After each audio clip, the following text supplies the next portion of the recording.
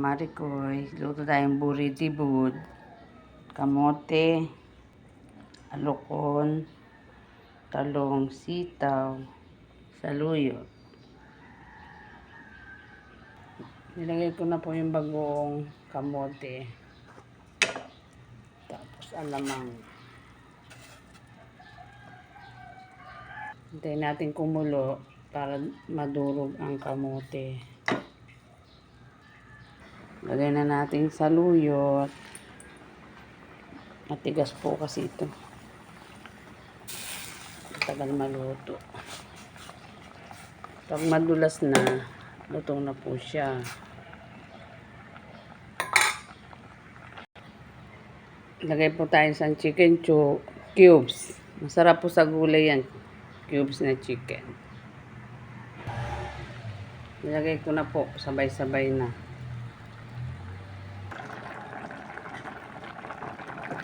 Ayan mga Marikoy, luto na siya. Kakain na tayo ng